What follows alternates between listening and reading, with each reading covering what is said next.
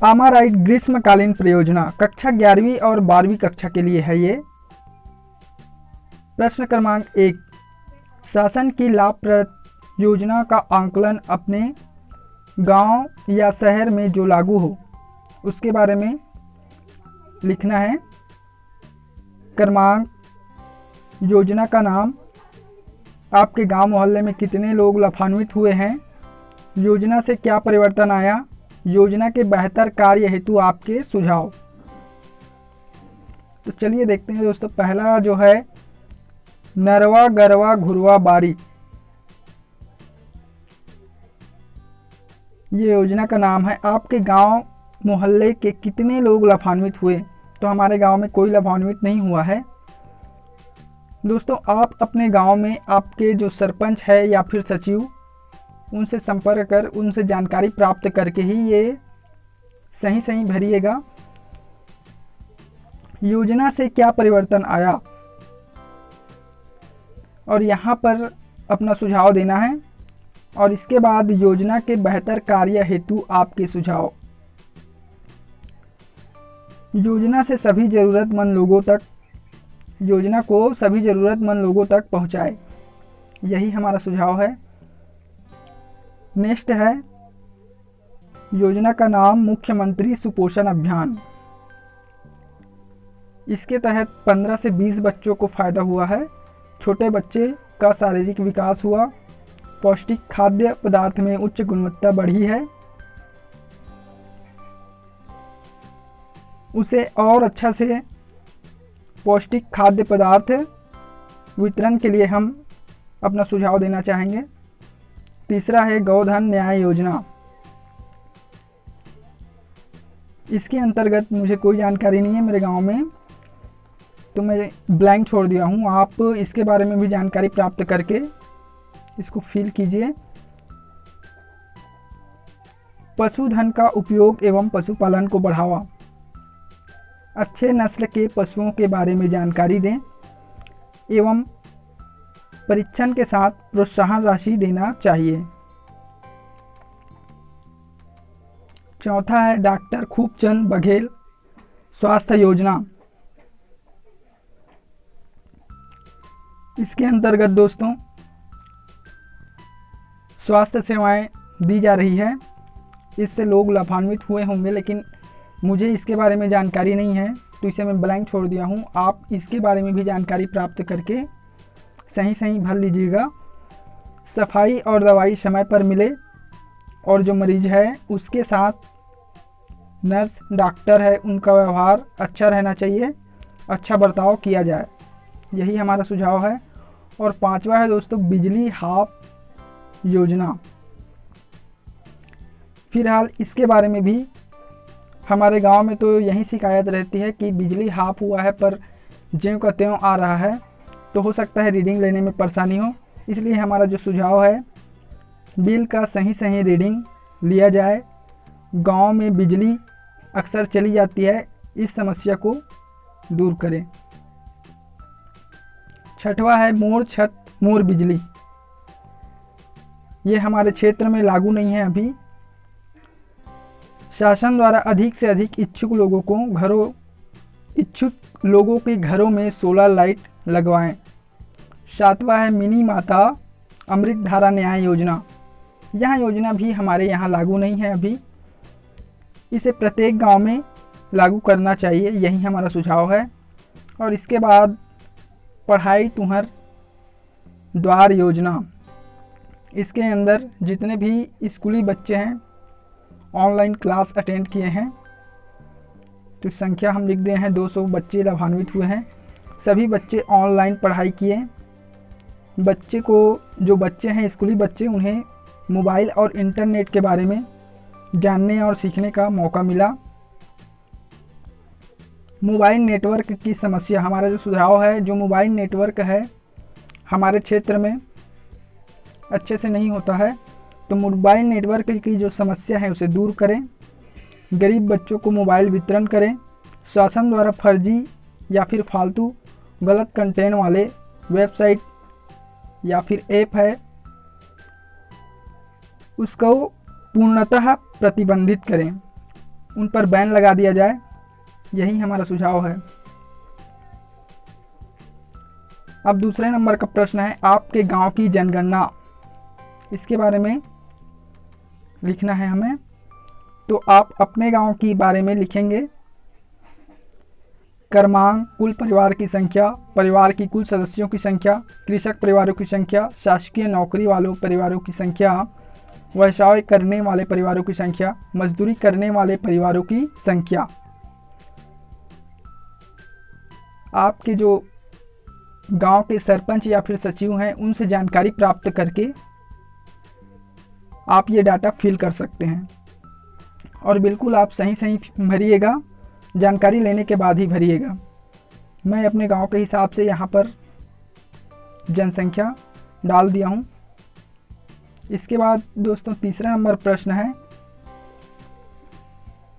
औषधि महत्व की जड़ी बूटी एवं पत्तियों की जानकारी। औषधि का महत्व, जड़ी बूटी पौधों की जानकारी हमें देना है। क्रमांक पहला है तुलसी, कहाँ पाया जाता है? तो ये प्रत्येक घर के आंगन में पाया जाता है। इसका उपयोग सर्दी, खांसी, कफ में काढ़ा बनाकर पीते हैं, तो यहाँ उपयोग भी लिख दिया हूँ मैं। इसके बाद दूसरा है नीम, गांव, खेत, खलिहान में पाया जाता है। इसका उपयोग जो भी त्वचा संबंधित रोग होता है उसके इलाज में होता है। तीसरा है अदरक, बाड़ी एवं दुकानों में यहाँ पाया जाता है। जैसे किसी फॉर्म में आप जाओगे तो वहाँ पर आपको मिल जाएगा।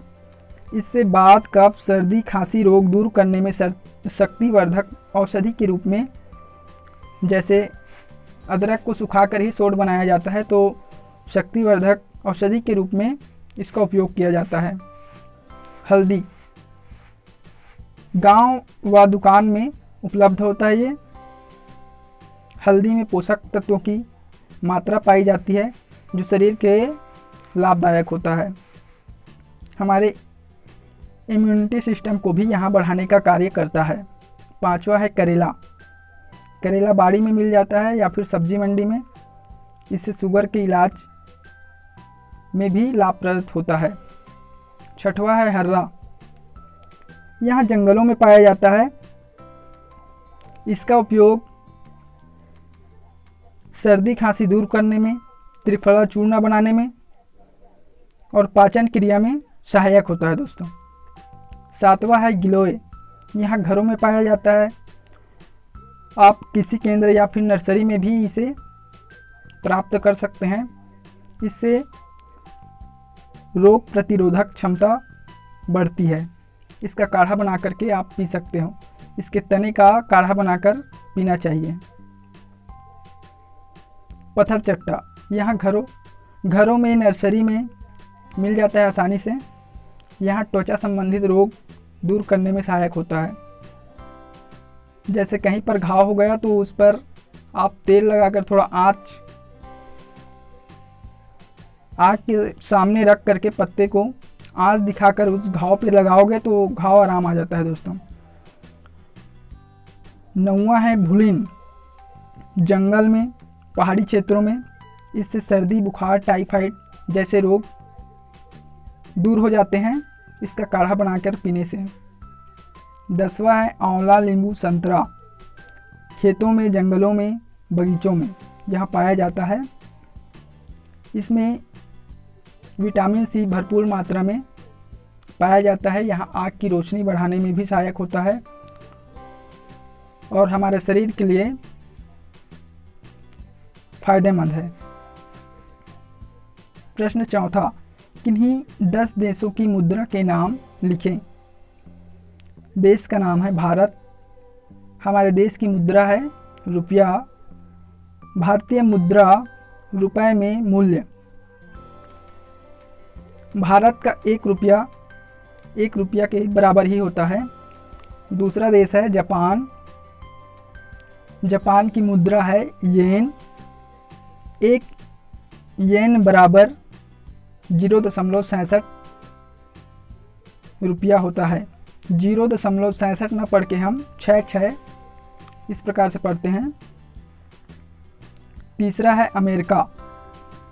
अमेरिका में डॉलर चलता है दोस्तों, और अमेरिका की एक डॉलर जो है हमारे रुपया के 72वां भाग होता है दोस्तों। हमारे 72 रुपया जो है 1 डॉलर के बराबर होता है। चौथा है जर्मनी। जर्मनी की मुद्रा है मार्क, और 1 मार्क बराबर होता है 88 रुपये 27। पांचवा है दक्षिण कोरिया। दक्षिण कोरिया की मुद्रा है वान। 1 वान बराबर 0.65 रुपये। छठवा है मिस्र। मिस्र का जो मुद्रा है पौंड। 1 पौंड बराबर होता है 102 रुपये। सातवां है दक्षिण अफ्रीका। दक्षिण अफ्रीका की मुद्रा है रैंड। 1 रैंड बराबर होता है 5 रुपये 2002। आठवां है इजराइल। इजराइल की मुद्रा है शेकेल। 1 शेकेल बराबर 22 रुपये 650। नौवां है रूस। रूस की मुद्रा है रूबल। 1 रूबल बराबर 1.02460। 10वां है स्पेन। स्पेन की मुद्रा है यूरो। 1 यूरो बराबर 87 रुपये 915 के बराबर होता है। 11वां है बांग्लादेश। इसमें आपको 10 ही लिखना है, मैं एक्स्ट्रा लिख दिया हूँ, आपको जो अच्छा लगे आप लिख सकते हो। तो 11वां है बांग्लादेश। बांग्लादेश की मुद्रा है टका, और 1 टका बराबर होता है 0.87400। 12वां है म्यांमार। म्यांमार की मुद्रा है कयात। 1 कयात बराबर 19.8 रुपये। 13वां है मलेशिया। मलेशिया की मुद्रा है दिनार। 1 दिनार बराबर होता है 240 रुपये।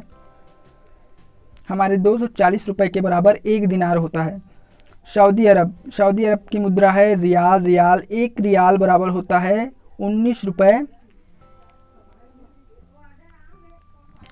30 पैसे के बराबर होता है दोस्तों। 12वां है ब्रिटेन। ब्रिटेन की मुद्रा है पाउंड। 1 पाउंड बराबर होता है 102 रुपये और 57 पैसे के बराबर होता है। 5वां प्रश्न, अपने आसपास की व्यर्थ चीज़ों से कोई 5 उपयोगी वस्तु बनाकर साला में लावे, कबाड़ से जुगाड़ कर। उत्तर है वस्तु का नाम घन या घनाभ। क्या उपयोग में आता है? साला में क्षेत्र मिति। प्रयुक्त सामग्री का नाम है माचिस का डिब्बा। दूसरा है तोरण। स्कूल को सजाने के लिए ये प्लास्टिक की थैलियों से हम काट कर बना सकते हैं। तीसरा है डस्टर। ब्लैक बोर्ड साफ करने के लिए होता है। और पुराने कपड़े की सिलाई करके हम जो प्रयुक्त सामग्री है पुराने कपड़े से सिलाई कर सकते हैं। चौथा है टोकरी। टोकरी डस्टबिन, कागज़ या चाक के टुकड़े डालने के लिए प्रयुक्त सामग्री है बांस। 5वां है लेड बल्ब। स्कूल में जो है विज्ञान का प्रयोगशाला में आप इसका प्रयोग कर सकते हो। घर के टूटे हुए टार्च से बल्ब को निकालकर। 6वां प्रश्न, अपने गांव का नक्शा बनाइए। दोस्तों आप अपने गांव का नक्शा, जैसे आप छत्तीसगढ़ के हो तो cg.nic.in या फिर भुइयाँ लिख करके आप सर्च करोगे तो वेबसाइट खुल जाएगा। वहाँ से आपको अपना डिस्ट्रिक्ट, ब्लॉक, अपना गांव चयन करना है। और चयन करने के बाद अपने गांव का नक्शा इस प्रकार से निकाल सकते हो। निकालने के बाद दोस्तों आप यहाँ पर घर का नक्शा, रोड का नक्शा, सब कुछ यहाँ पर दिया हुआ है। तो आप साइड में जो मेन जगह है, स्कूल हो गया, पंचायत होगा, हॉस्पिटल या फिर पोस्ट ऑफिस, जो भी आपके गांव में है उसके हिसाब से फिर आप नामांकित कर सकते हैं। दोस्तों आपको भुइयाँ ऐप पर जाना है, या फिर आप ऐसा ना बना करके आप अपने हिसाब से भी बना सकते हैं। और यहाँ पर आप उत्तर पूर्व भी दर्शा दें इस प्रकार से आप, जैसे यहाँ पर उत्तर हो गया, पूर्व हो गया, पश्चिम दक्षिण, इस प्रकार से आप दर्शा देंगे। अगला प्रश्न है दोस्तों 7वां, आपके गांव या शहर के हाट या बाजार का विवरण, दिन, समय, स्थान, प्रयुक्त दुकानें और उनमें बिकने वाली वस्तुएं। उत्तर में आपको लिखना है हाट बाजार का नाम, जो भी आपके बाजार का नाम है लिख सकते हैं। कौन से दिन होता है, तो जैसे मेरे गांव में शुक्रवार को होता है तो मैं शुक्रवार लिखा हूँ। स्थान कहाँ पर होता है, स्थान का नाम लिखेंगे। प्रमुख दुकानें, जो भी दुकान लगती है उन, जैसे कपड़ा दुकान, किराना, सब्जी, श्रृंगार, खाने पीने की वस्तुएं आपको लिख लेना है। और इसके बाद आ जाता है दोस्तों क्रमांक, हाट या बाजार का दिन, शुक्रवार दोपहर 1:15 से 5:30 बजे। आपके गांव में जिस भी टाइम में बाजार लगता है उसके हिसाब से टाइम और दिन लिखेंगे। हाट या बाजार में विक्रय होने वाली वस्तुएं, सब्जी, जूता, चप्पल, कपड़े, फैंसी सामान, मटन और उनके अनुमानित मूल्य। यहाँ पर मूल्य दर्शा दिया हूँ मैं। हाट बाजार में उपस्थित व्यापारियों की संख्या, वर्तमान में तो अभी हमारे गांव का हाट बाजार बंद है। और हाट बाजार में खरीदी करने वाले लोगों की संख्या लिख दिया हूँ फिलहाल मैं, लेकिन हमारे गांव में अभी वर्तमान में बाजार नहीं लग रहा है, बंद है। 8वां प्रश्न, कोरोना कोविड-19 का विवरण, क्रमांक, प्रमुख लक्षण, बचाव के उपाय, लगाए जाने वाले टीके का नाम, प्रमुख दवाइयों का नाम। ये प्रश्न में दिया हुआ है, इसके बारे में नीचे लिखेंगे। जैसे प्रमुख लक्षण है सर्दी, बुखार, सांस लेने में तकलीफ, ऑक्सीजन स्तर कम हो जाना, मुंह का स्वाद बिगड़ जाना। बचाव के उपाय, इम्यूनिटी बढ़ाने वाली दवा का सेवन, गर्म पानी, औषधि युक्त काढ़े का सेवन, ताज़े भोजन, सोशल डिस्टेंस का पालन, मास्क का प्रयोग, सैनिटाइजर का इस्तेमाल। लगाए जाने वाले टीके का नाम, कोविशील्ड, कोवैक्सीन, फाइजर या स्पुतनिक। इन चारों में से किसी एक टीके का उपयोग किया जा सकता है। ये चारों टीके उपलब्ध है हमारे देश में। प्रमुख दवाइयों के नाम, रेमडेसिविर इंजेक्शन या फिर संक्रमित व्यक्ति को पैरासीटामोल, क्लोरोक्विन, विटामिन सी इत्यादि हैं। प्रश्न 9वां, देश की 10 प्रमुख राष्ट्रीयकृत बैंकों के नाम एवं उनके मुख्यालयों की सूची बनावें।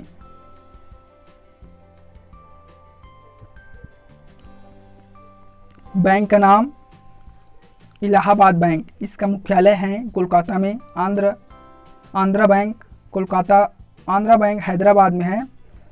बैंक ऑफ बड़ौदा बड़ौदरा में है, बड़ौदरा गुजरात में। बैंक ऑफ इंडिया मुंबई में है। कैनरा बैंक, इसका मुख्यालय बेंगलोर में है। बैंक ऑफ महाराष्ट्र, इसका मुख्यालय पुणे में है। सेंट्रल बैंक ऑफ इंडिया, इसका मुख्यालय मुंबई में है। इंडियन बैंक, इसका मुख्यालय चेन्नई में है। पंजाब नेशनल बैंक, इसका मुख्यालय नई दिल्ली में है। भारतीय स्टेट बैंक, इसका भी मुख्यालय मुंबई में ही है। प्रश्न 10वां, देश के प्रमुख वैज्ञानिक संस्थान, रक्षा संस्थान के नाम। संस्थान का नाम है राष्ट्रीय समुद्र विज्ञान संस्थान। मुख्यालय कहाँ स्थित है, ये गोवा में स्थित है। भाभा परमाणु अनुसंधान केंद्र, यहाँ मुंबई में है।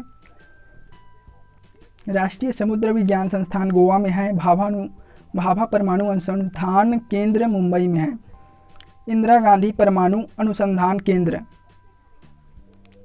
कलपक्कम तमिलनाडु में है। विक्रम साराभाई स्पेस सेंटर तिरुअनंतपुरम केरल में है। इसरो उपग्रह केंद्र बेंगलोर कर्नाटक में है। दोस्तों आप इसे लिखने के अलावा अच्छे से पढ़ भी लीजिएगा, क्योंकि ये कंपटीशन एग्जाम में पूछा जाता है इस प्रकार से प्रश्न, तो ये आपके लिए लाभदायक है। कोशिकीय एवं आणविक जीव विज्ञान केंद्र हैदराबाद में है। जीनोमिकी विज्ञान संस्थान दिल्ली में है। रक्षा अनुसंधान एवं विकास संगठन नई दिल्ली में है। अब है प्रश्न 11वां, देश के विकास में परिवहन व्यवस्था, इसका उत्तर है परिवहन क्षेत्र, रेलवे, परिवहन के साधन। परिवहन क्षेत्र, परिवहन के साधन, देश के किसी क्षेत्र में प्रमुख भूमिका। ये आपके प्रश्न में इस प्रकार से दिया हुआ है कॉलम, इसका विवरण आप नीचे देखेंगे। जैसे परिवहन का क्षेत्र है रेलवे, परिवहन के साधन है रेलगाड़ी, और देश के किसी क्षेत्र में प्रमुख भूमिका। पूरे भारत के विकास में रेलवे का बहुत बड़ा योगदान है। और दोस्तों, दुनिया के जो रेलवे हैं उसमें भारत का स्थान दूसरे नंबर पर है। पूरे भारत के विकास में रेलवे का बहुत बड़ा योगदान है यात्रा एवं माल की ढुलाई में। वायुयान, वायुमार्ग, परिवहन के साधन, हवाई जहाज, देश के किसी क्षेत्र में प्रमुख भूमिका। तो इसकी जो भूमिका है पूरे विश्व स्तर में यहाँ यातायात का साधन अंतर्राष्ट्रीय विकास में अहम योगदान निभा रहा है। तीसरा है जल मार्ग, पानी जहाज साधन है, अंतर्राष्ट्रीय स्तर पर आयात निर्यात के क्षेत्र में अहम भूमिका। चौथा है थल मार्ग, साधन है बस, कार, ट्रक, टेलर, इस तरह से कई साधन हैं। भारत के कोने कोने में हर गांव में इन साधनों से विकास हो रहा है, जैसे यात्रा करने में, माल ढुलाई करने में। दैनिक जीवन में उपयोग होने वाले रासायनिक पदार्थों का नाम एवं उपयोग बतावें। रासायनिक पदार्थ का नाम, नाइट्रिक अम्ल, अमोनिया गैस, फ्रीजर में उपयोग होता है इत्यादि, फ्रीजर आदि में उपयोग होता है दोस्तों। सल्फ्यूरिक अम्ल बैटरी में उपयोग होता है। कम से कम आप एक उपयोग या फिर एक से अधिक आपको जानकारी है तो लिख सकते हैं। हाइड्रोक्लोरिक अम्ल दवाई बनाने में। हाइड्रोजन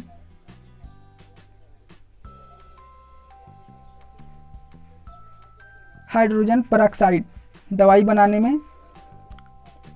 बेंजीन हेक्साक्लोराइड कीटनाशक के रूप में। सोडियम क्लोराइड नमक खाने के रूप में। कैल्शियम ऑक्साइड चूना पोताई में। सिल्वर चांदी आभूषण के रूप में। फास्फोरस माचिस आग जलाने में। हीलियम, इसका उपयोग जो है वायुयान की टायरों में होता है। इसके अलावा आप और भी केमिकल के नाम जानकारी प्राप्त कर सकते हैं, और यहाँ पर आपको जानकारी मालूम है तो लिख सकते हैं दोस्तों।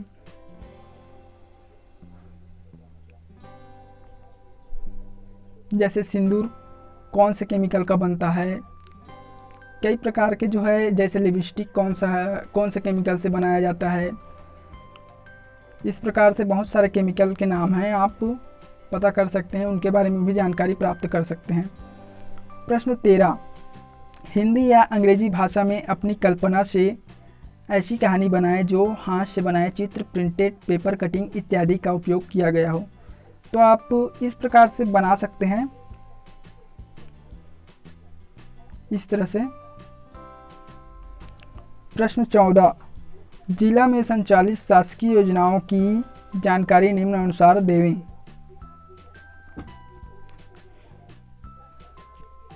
योजना का नाम, विभाग का नाम, लाभान्वित वर्ग, योजना में प्रदाय की जाने वाली सेवा सामग्री।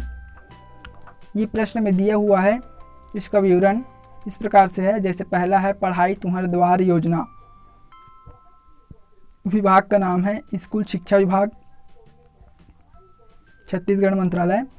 लाभान्वित वर्ग छात्र छात्रा, योजना से प्रदान की जाने वाली सेवा सामग्री, ऑनलाइन क्लास। दूसरा है डॉक्टर खूबचंद बघेल स्वास्थ्य योजना, विभाग है इसका स्वास्थ्य विभाग। लाभान्वित वर्ग आम जनता, योजना में प्रदान की जाने वाली सेवा है दवाई और इलाज। तीसरा है मिनी माता अमृत धारा योजना, सिंचाई विभाग, और इसका लाभान्वित वर्ग है आम जनता एवं श्रमिक। योजना से प्रदान की जाने वाली सेवा है पानी नल जल। चौथा है खाद्य वितरण, इसका विभाग है खाद्य विभाग, इससे लाभान्वित आम जनता होते हैं। और इसमें दी जाने वाली सामग्री है चावल, नमक, शक्कर, मिट्टी, तेल इत्यादि। दोस्तों आपको और भी योजना के नाम मालूम हैं तो उनके बारे में यहाँ पर लिख सकते हैं नीचे तरफ। प्रश्न 15, प्रत्येक छात्र अपने घर, बाड़ी, अन्य क्षेत्र में एक वृक्ष लगाकर एक फाइल में उसकी ऊंचाई सप्ताह में मापकर वृद्धि को सेंटीमीटर में अंकित करेंगे। स्कूल खुलने पर यहाँ फाइल जमा की जाएगी। तो दोस्तों आपको वृक्ष लगाना है या फिर आपके घर में पहले से वृक्ष लगा हुआ है, छोटा पौधा है, तो उसे आप 4 सप्ताह तक माप करके